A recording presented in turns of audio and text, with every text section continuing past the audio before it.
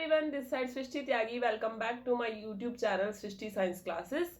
आज की वीडियो में हम कवर करने वाले हैं क्लास 10th में साइंस का चैप्टर फर्स्ट, जो है केमिकल रिएक्शंस एंड इक्वेशंस। इस पूरे के पूरे चैप्टर को हम एक सिंगल वीडियो में कवर करेंगे। इट मीन्स ये क्या है, एक वन शॉट वीडियो है। और आपको यही चाहिए होता है कि हम ज्यादा से ज्यादा चीजें कम टाइम में कवर कर लें, बट इसमें ऐसा नहीं होगा कि हम कुछ छोड़ देंगे। हम सारी चीजें कवर करेंगे with in single video. Okay, तो चलिए स्टार्ट करते हैं विदाउट वेस्टिंग टाइम। चैप्टर का नाम है केमिकल रिएक्शंस एंड इक्वेशंस। तो सबसे पहले आपको पता होना चाहिए कि केमिकल रिएक्शन होती क्या है। ओके, तो केमिकल चेंज अगर आपके आसपास हो रहा है, आपने जूनियर क्लासेस में पढ़ा होगा केमिकल चेंज के बारे में, तो अगर आपके आसपास केमिकल चेंज हो रहा है तो वो केमिकल रिएक्शन कंडक्ट करता है। ठीक है, is equal to chemical equation. और उसी केमिकल रिएक्शंस को अगर मैं लिख देती हूँ फॉर्मूले की टर्म में, उस कंपाउंड्स के एलिमेंट्स के फॉर्मूले की टर्म में, तो वो कहलाती है केमिकल इक्वेशन। समझ आया? Things important for the chemical equation और रिएक्शन। केमिकल रिएक्शन होने के लिए क्या क्या चीजें जरूरी हैं? भाई केमिकल रिएक्शन होगी क्यों और हम कैसे पता लगा पाएंगे कि केमिकल रिएक्शन हुई है? तो ये देखिए, फर्स्ट पॉइंट है आपका चेंज इन स्टेट। उसके स्टेट में चेंज हो सकता है। जो सब्सटेंस है, जैसे कि जो हमारी कॉमन स्टेट है वो है आपकी सॉलिड, लिक्विड और गैस। ठीक है, इनमें से अगर वो सॉलिड है तो वो लिक्विड या गैस में चेंज हो सकता है, ये एक पॉसिबिलिटी है। सेकेंड चीज कि चेंज इन कलर हो सकता है, चेंज इन टेम्परेचर होगा एंड इवोल्यूशन ऑफ गैस होगा। तो ये सारे पॉइंट्स आपको कंसिडर करने हैं while looking for a chemical reaction. इनमें से कुछ भी हो सकता है, एक भी हो सकता है, और इनमें से एक से ज्यादा भी चीजें हो सकती हैं। ठीक है, नेक्स्ट आता है आपका what we will learn here. यहाँ पर हम क्या पढ़ेंगे? तो chemical reactions and their symbolic representation. हम यहाँ पर डिफरेंट टाइप की केमिकल रिएक्शंस पढ़ेंगे और उनकी सिंबॉलिक रिप्रेजेंटेशन पढ़ेंगे कि उनको हम रिप्रेजेंट कैसे करेंगे इन द फॉर्म ऑफ इक्वेशन। तो चलिए आगे देखते हैं कि किस किस तरह की केमिकल रिएक्शन हम यहाँ पर पढ़ने वाले। केमिकल इक्वेशन देखिए पहले आप, कि जिससे आपके माइंड में ना एक आइडिया क्लियर हो जाए कि भाई केमिकल इक्वेशन है क्या। देखो, मैग्नीशियम की रिएक्शन अगर आप ऑक्सीजन के साथ कराते हैं तो मैग्नीशियम ऑक्साइड बनता है। मैंने इस फॉर्म में इसको लिखा कि magnesium plus oxygen gives magnesium oxide. यहां पर इक्वल टू की जगह आप एरो का यूज करेंगे। ठीक है, तो ये हो गई आपकी वर्ड इक्वेशन, क्योंकि मैंने वर्ड्स की फॉर्म में लिखा है। बट इसी चीज को मैं इनके सिंबल्स की फॉर्म में लिखूं, मैग्नीशियम के लिए क्या आता है Mg, ऑक्सीजन के लिए O2, that it will give, arrow लगाएंगे आप अगेन, MgO, मैग्नीशियम ऑक्साइड। तो ये हो गई फॉर्मूला इक्वेशन और केमिकल इक्वेशन जिसको हम बोलते हैं। ठीक है, अब इक्वेशन क्या आप देख सकते हैं कि बैलेंस है या नहीं। इधर देखो, लेफ्ट हैंड साइड पे दो हैं ऑक्सीजन और इधर राइट हैंड साइड पे एक ही ऑक्सीजन है, तो ये बैलेंस नहीं है। अब हम चीजों को बैलेंस करना कैसे सीखेंगे? बैलेंसिंग बेसिकली है क्या? बैलेंसिंग है कि जब आप केमिकल रिएक्शन लिखते हैं या केमिकल इक्वेशन लिखते हैं तो बीच में आपका एरो होता है और आपके दो साइड होती है, one is left hand side and another one is right hand side. तो जो एलिमेंट है वो, उसके number of atoms left hand side पे राइट हैंड साइड पे इक्वल होने चाहिए, that is known as balancing. ये देखिए, जैसे zinc plus sulphuric acid give zinc sulphate plus hydrogen, तो इसको मैं लिखूंगी जिंक के लिए Zn, H2SO4, सल्फ्यूरिक एसिड के लिए it will give ZnSO4 plus H2। यहाँ पर देखो Zn इधर भी 1 है, राइट हैंड साइड भी 1 है, H इधर भी 2 है left hand side, right hand side it is also 2, SO4 भी एक मॉलिक्यूल है और इधर भी एक मॉलिक्यूल है। इट मीन्स ये इक्वेशन जो है ऑलरेडी बैलेंस्ड है, बैलेंस्ड ऑलरेडी। समझ आया? अब वो इक्वेशन देखेंगे जो बैलेंस ना हो और जिससे आप सीख सकें कि बैलेंसिंग करते कैसे हैं। तो चलिए देखते हैं। ये देखिए, आपकी नेक्स्ट इक्वेशन है Fe plus H2O gives Fe3O4 plus H2। ये आपकी एक केमिकल इक्वेशन है फॉर्मूले की टर्म में। तो यहां पर अगर आप देखेंगे, फेरिक ऑक्साइड आपको मिला है यहाँ पर, तो Fe जो है इधर 1 है लेकिन इधर राइट हैंड साइड पे 3 है।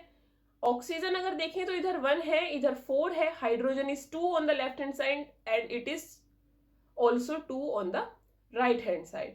ठीक है, तो बहुत सी चीजें ऐसी हैं जो बैलेंस नहीं है। हम एक टेबल ड्रॉ करेंगे जिससे कि आइडिया क्लियर हो हमारे माइंड में। एलिमेंट्स लिखेंगे फर्स्ट कॉलम में, सेकंड कॉलम में नंबर ऑफ एटम्स लिखेंगे लेफ्ट हैंड साइड पे, थर्ड कॉलम में राइट हैंड साइड पे। तो एलिमेंट्स क्या क्या है? Fe है, आयरन है, हाइड्रोजन और ऑक्सीजन है। लेफ्ट हैंड साइड पे 1 है उसकी एटम और राइट हैंड साइड पे 3 है। हाइड्रोजन इधर 2 है, राइट हैंड साइड पे 2 है, ऑक्सीजन 1 और 4। इस तरीके से आपका ये हमने टेबल ड्रॉ कर ली। अब हम बैलेंस करने के लिए सबसे पहले सोचेंगे कि जो ज्यादा जिसके एटम्स हैं, either it is on left hand side और राइट हैंड साइड, हम वहां से शुरू करेंगे। तो देखो ज्यादा किसके दिख रहे हैं, ऑक्सीजन के दिख रहे हैं, तो ऑक्सीजन से हम शुरू करेंगे to balance oxygen atom.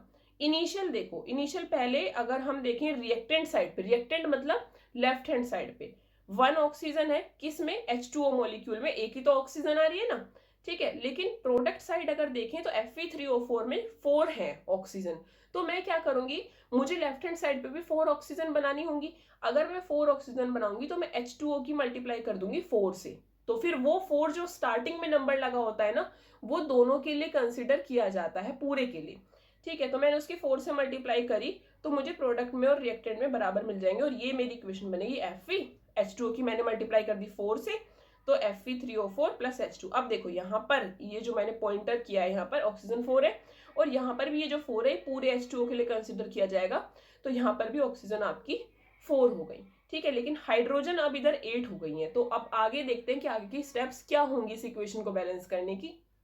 To balance hydrogen atom, क्योंकि भाई हमने ऑक्सीजन को तो बैलेंस कर दिया, लेकिन जो बेचारी हाइड्रोजन पहले से ही बैलेंस थी वो हो गई अनबैलेंस, ठीक है। तो अब उसको वापस बैलेंस करने के लिए क्या करेंगे, ये देखिए, पहले सबसे पहले टेबल बनानी है, ठीक। टेबल आपके माइंड में हर चीज क्लियर करती चलेगी कि क्या क्या चीजें हैं हमारे पास और क्या करना है। इनिशियल 8 हो गई अब, क्योंकि हमने 4 की मल्टीप्लाई करी थी, 4 2 जा 8, इसलिए 8 हुई कि 4 बाहर था और H2 पहले से ही था, तो उसकी मल्टीप्लाई हो जाएगी, तो इसलिए हो गया 8। और प्रोडक्ट में क्या था कि 2 है H2 में, तो मुझे उधर भी 8 बनानी है, तो मुझे क्या करना पड़ेगा, 4 से मल्टीप्लाई करना पड़ेगा। तो मैं यहाँ 4 से मल्टीप्लाई करूंगी तो इट विल बी 4H2, आपकी रिएक्शन बन जाएगी। देखो यहाँ तक तो सेम था, सिर्फ यहाँ पर 4 लग जाएगा।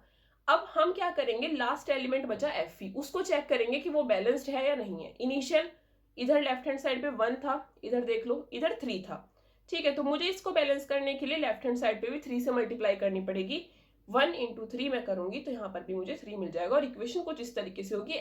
Fe को हमने 3 से मल्टीप्लाई करा, ठीक है, फिर आपका हो गया 4H2O gives Fe3O4 plus 4H2। Now this equation is balanced. और लास्ट में आपको ये चेक कर लेना है कि अगर हमने लास्ट एलिमेंट को बैलेंस किया है तो उससे कोई और एलिमेंट तो ऐसा नहीं है जो अनबैलेंस्ड हो गया हो। अगर हो गया हो तो वो चीज आपको सही करनी होगी। समझ आया इक्वेशन को कैसे बैलेंस करते हैं? फिर भी कोई डाउट रह जाता है तो यू कैन आस्क, ओके। तो आगे देखते हैं हम आगे के टॉपिक्स इसमें। अब हम पढ़ेंगे टाइप्स ऑफ रिएक्शन। देखो केमिकल इक्वेशन हमने पढ़ लिया कि केमिकल इक्वेशन क्या होती है, बैलेंसिंग करनी हमने सीख लिया। अब हम रिएक्शंस के टाइप पढ़ेंगे कि कितने टाइप की रिएक्शन होती है और क्या क्या उसके अंदर हमें पढ़ना है। तो फर्स्ट आ जाता है आपका कॉम्बिनेशन रिएक्शन। जैसा कि नाम बता रहा है, कॉम्बिनेशन मतलब कि 2 या 2 से ज्यादा चीजों से कंबाइन होके जब एक नया प्रोडक्ट बनता है तो उस टाइप की रिएक्शन को हम बोलते हैं कॉम्बिनेशन रिएक्शन। जैसे कैल्शियम ऑक्साइड की रिएक्शन अगर मैं वाटर से कराऊंगी तो हमारा बनेगा कैल्शियम हाइड्रोक्साइड, स्लैकेड लाइम जिसको हम बोलते हैं, प्लस हीट रिलीज होगी। अब ये ध्यान रखना, जिन रिएक्शंस में हीट या एनर्जी रिलीज होती है, रिलीज मतलब आउट, आउट मतलब एग्जिट, एग्जिट को आप एक्स को रिलेट करेंगे एक्सोथर्मिक से, तो उस टाइप की रिएक्शंस को हम क्या बोलते हैं, एक्सोथर्मिक रिएक्शन। अब अगर बात आ ही गई है एक्सोथर्मिक रिएक्शंस की, तो बर्निंग ऑफ नेचुरल गैस जो होता है वो भी एक एक्सोथर्मिक रिएक्शन है। अब नेचुरल गैस क्या है और उसकी बर्निंग क्या होगी? बर्निंग आपको पता है ऑक्सीजन की प्रेजेंस में होती है। तो ये देखिए, ये है आपकी natural gas CH4 plus O2 अगर मैं करती हूँ तो ये जो रिएक्शन यहाँ पर होगी वो होगी आपकी CO2 प्लस 2H2O, ठीक है। तो ये भी आपकी क्या है, एक एक्सोथर्मिक रिएक्शन है। क्लियर? उसके अलावा नेक्स्ट एग्जांपल जो है आपका एक्सोथर्मिक रिएक्शन का, दैट इज रेस्पिरेशन। रेस्पिरेशन में जो रिएक्शन है वो आपकी एक्सोथर्मिक रिएक्शन कंसिडर की जाती है। जैसे इसका मैं आपको एग्जांपल बताती हूँ, ये देखिए, जैसे C6H12 एक रिएक्शन है, H12O6 glucose plus 6O2 gives, क्या बनेगा यहाँ पर? ये मैं पहले से ही बैलेंस्ड इक्वेशन लिख रही हूँ जिससे कि आपको बैलेंस ना करनी पड़े। 6CO2 plus 6H2O plus energy. तो देखो एनर्जी इसमें भी रिलीज हो रही है ना प्रोडक्ट साइड में, तो ये भी एक कैसी रिएक्शन हुई? एक्सोथर्मिक रिएक्शन हो गई। उसके बाद आता है आपका डीकम्पोजिशन रिएक्शन। तो डीकम्पोजिशन रिएक्शन क्या होती है? डीकम्पोज मतलब टूटना, ब्रेक डाउन। तो ये कॉम्बिनेशन का जस्ट उल्टा है। Single reactant breaks down into simpler products. अगर एक रिएक्टेंट है वो कॉम्प्लेक्स है, थोड़ा सा नेचर उसका कॉम्प्लेक्स है, तो वो ब्रेक डाउन होगा और क्या बना देगा? Simpler substances. बट यहाँ पर उल्टा है, वहां पर हीट रिलीज हो रही थी, that's why those reactions were known as exothermic. But यहाँ पर हीट आपकी कंज्यूम हो रही है, एनर्जी सप्लाई की जा रही है रिएक्टेंट्स को, तो इस टाइप की रिएक्शंस को हम बोलेंगे एंडोथर्मिक रिएक्शन। ये देखो 2FeSO4 को हीट करा अगर तो Fe2O3 बना SO2 और SO3, तो हीट रिलीज नहीं हुई ना, हमने उसको सप्लाई करी, उसको दी, तभी वो रिएक्शन हो पा रही है। ठीक है, इसको डिकम्पोजिशन के बारे में थोड़ा सा और देखते हैं आगे। ये देखिए कुछ एग्जांपल्स हैं डिकम्पोजिशन रिएक्शन के। कैल्शियम कार्बोनेट, लाइमस्टोन जिसको हम बोलते हैं, जो मार्बल्स वगैरह में होता है, इसको हमने हीट दी। हीट कैसे पता चल रहा है दी, क्योंकि एरो के ऊपर लिखा है, एरो के ऊपर जो चीज लिखी होती है मतलब वो हमें उसे सप्लाई कर रहे हैं, तो बना कैल्शियम ऑक्साइड, क्विक लाइम बना और CO2, तो यहाँ पर भी हीट गिवन है। ठीक है, कंज्यूम हो रही है। नेक्स्ट रिएक्शन अगर देखो मैं, लेड नाइट्रेट की PbNO3 बैलेंस करने के बाद ये 2 लगा, यहाँ पर हीट दी तो क्या बना, lead oxide plus nitrogen oxide NO2 और ऑक्सीजन, तो यहाँ पर भी हीट रिएक्टेंट साइड है, दी गई है। नेक्स्ट रिएक्शन अगर मैं देखूं AgCl की, ठीक है, तो AgCl में भी सनलाइट की प्रेजेंस में रिएक्शन होती है, वो Ag और Cl में ब्रेक डाउन हो जाता है। अगेन अगर यहाँ पर हेलोजन ग्रुप में चेंज कर देती हूँ, AgBr की रिएक्शन देखती हूँ, वो भी सनलाइट की प्रेजेंस में होती है और वो भी अगेन Ag और दूसरा अपना हेलोजन Br में ब्रेक हो जाता है। तो इन सभी रिएक्शंस में हमने एनर्जी सप्लाई करी, either in the form of heat और in the form of sunlight.